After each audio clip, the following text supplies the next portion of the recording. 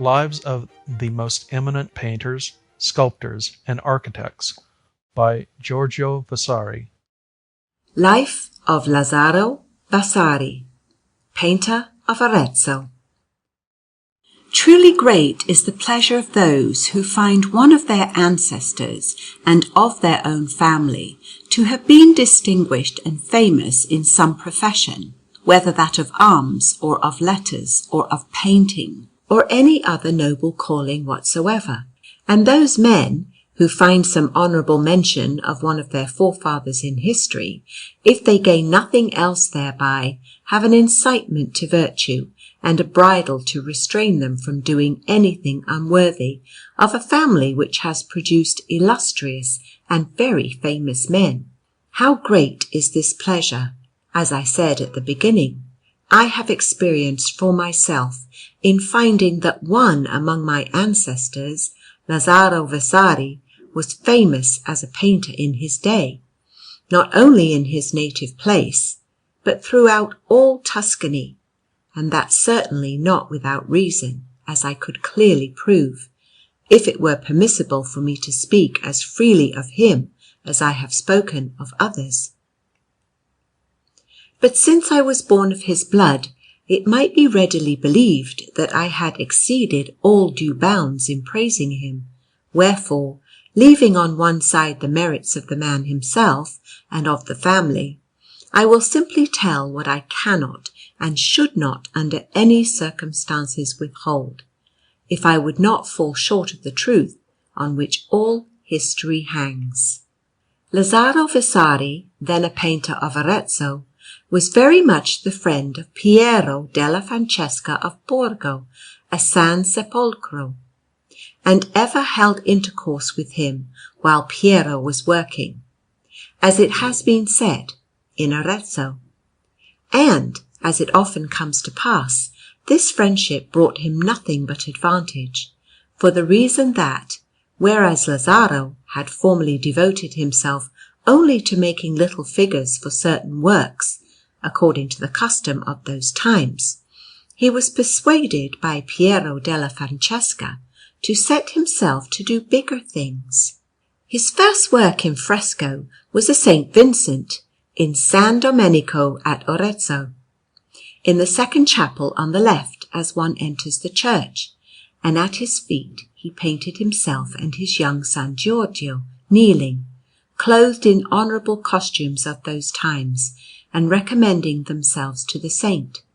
because the boy had inadvertently cut his face with a knife. Although there is no inscription on this work, yet certain memories of old men belonging to our house, and the fact that it contains the Vasari arms, enable us to attribute it to him without a doubt. Of this there must certainly have been some record in that convent, but their papers and everything else have been destroyed many times by soldiers, and I do not marvel at the lack of records. The manner of Lazzaro was so similar to that of Piero Borghese that very little difference could be seen between one and the other. Now it was very much the custom at the time to paint various things, such as the quarterings of arms, on the caparisons of horses, according to the rank of those who bore them, and in this work Lazzaro was an excellent master, and the rather as it was his province to make very graceful little figures, which were very well suited to such caparisons. Lazzaro wrought for Niccolò Piccino and for his soldiers and captains many things full of stories and arms, which were held in great price, with so much profit for himself that the gains that he drew from his work enabled him to recall to Arezzo many of his brothers who were living at Cortona and working at the manufacture of earthenware vases. He also brought into his house his nephew, Luca Signorelli of Cortona, his sister's son, whom he placed, by reason of his good intelligence, with Piero Borghese, to the end that he might learn the art of painting, which he contrived to do very well, as will be told in the proper place. Lazzaro, then, devoting himself continually to the study of art, became every day more excellent, as is shown by some very good drawings by his hand that are in our book. And because he took much pleasure in depicting certain natural effects, full of emotions, in which he expressed very well weeping, laughing, crying, fear, trembling, and the like, his pictures are mostly full of such inventions,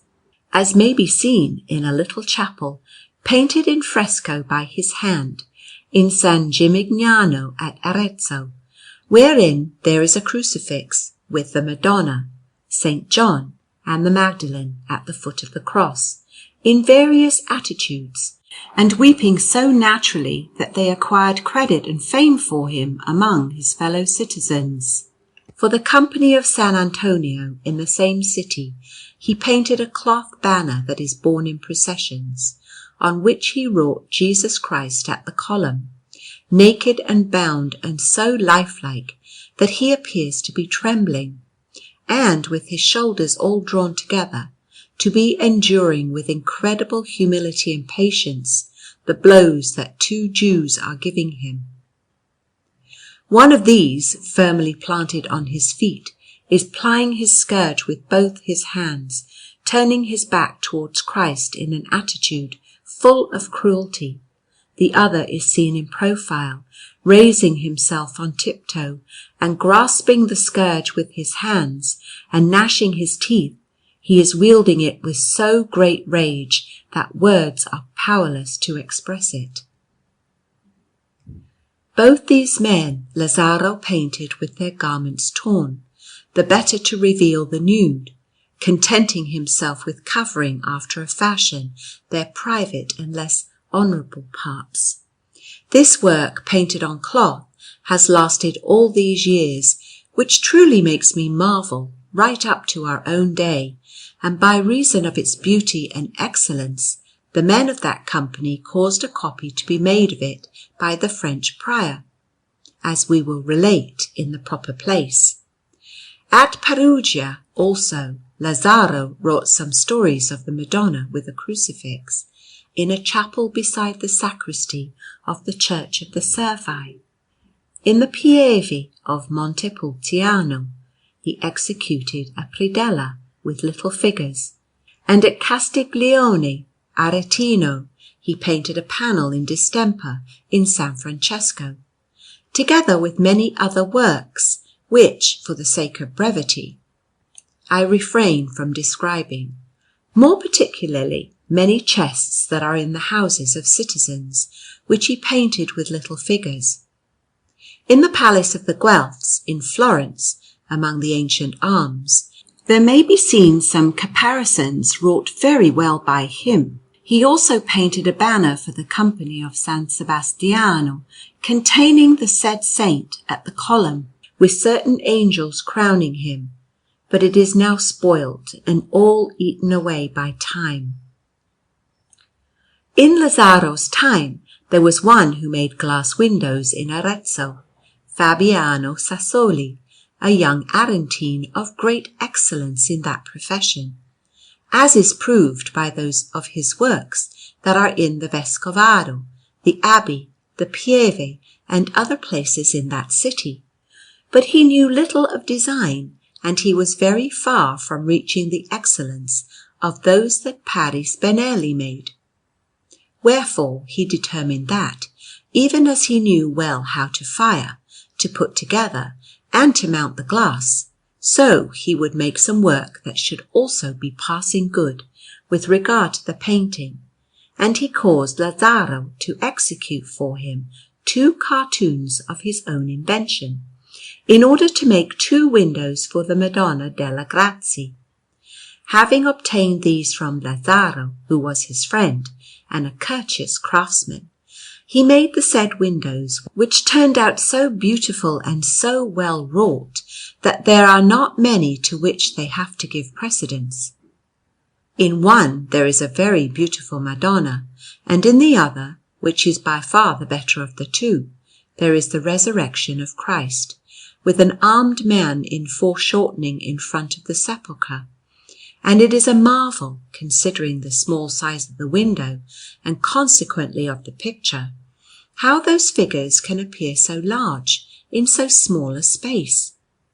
Many other things could I tell of Lazzaro, who was a very good draftsman, as may be seen from certain drawings in our book, but I think it best for me to pass them by. Lazzaro was a pleasant person and very witty in his speech, and although he was much given to pleasure, nevertheless he never strayed from the path of right living. His life lasted 72 years, and he left a son called Giorgio, who occupied himself continually with the ancient Arentine vases of terracotta, and at the time when Messer Gentili of Urbino, Bishop of Arezzo, was dwelling in that city, Giorgio rediscovered the method of giving red and black colours to terracotta vases, such as those that the ancient Arentines made up to the time of King Porsenna. Being a most industrious person, he made large vases with the potter's wheel, 1 braccio and a half in height, which are still to be seen in his house. Men say that while searching for vases in a place where he thought that the ancients had worked, he found 3 arches of their ancient furnaces, 3 braccia below the surface, in a field of clay near the bridge of Calciarella, a place called by that name, and round these he found some of the mixture for making the vases, and many broken ones, with 4 that were whole. These last were given by Giorgio through the mediation of the bishop to the magnificent Lorenzo de' Medici on his visiting Arezzo, wherefore they were the source and origin of his entering into the service of that most exalted family, in which he remained ever afterwards. Giorgio worked very well in relief, as may be seen from some heads by his hand that are in his house. He had 5 sons who all followed the same calling. 2 of them, Lazzaro and Bernardo, were good craftsmen, of whom the latter died very young in Rome, and in truth, by reason of his intelligence, which is known to have been dexterous and ready, if death had not snatched him so prematurely from his house, he would have brought honour to his native place. The elder Lazzaro died in 1452, and his son Giorgio died in 1484 at the age of 68, and both were buried in the Pieve of Arezzo at the foot of their own Chapel of San Giorgio, where the following verses were set up after a time in praise of Lazzaro. Aretiae exultet tellus clarissima, namque est rebus in angustis, intenuique labor, vix operum istius partes cognoscere possis, mir misidis taciat, calicrates ciliat. Finally, the last Giorgio Vasari, writer of this history, in gratitude for the benefits for which he has to thank in great measure the excellence of his ancestors, having received the principal chapel of the said Pieve as a gift from his fellow citizens and from the wardens of works and canons, as was told in the life of Pietro Larauti, and having brought it to the condition that has been described, has made a new tomb in the middle of the choir, which is behind the altar, and in this he has laid the bones of the said Lazzaro, the elder, and Giorgio, the elder, having removed them from their former resting place, and likewise those of all the other members of the said family, both male and female, and thus he has made a new burial place for all the descendants of the house of Vasari. In like manner the body of his mother, who died in Florence in the year 1557, after having remained for some years in San Croce, has been deposited by him in the said tomb, according to her own desire, together with Antonio, her husband and his father, who died of plague at the end of the year 1527. In the predella that is below the panel of the said altar, there are portraits from nature, made by the said Giorgio of Lazzaro, of the elder Giorgio, his grandfather, of his father Antonio, and of his mother Monna Maddalena de' Tacci, and let this be the end of the life of Lazaro Vasari, painter of Arezzo.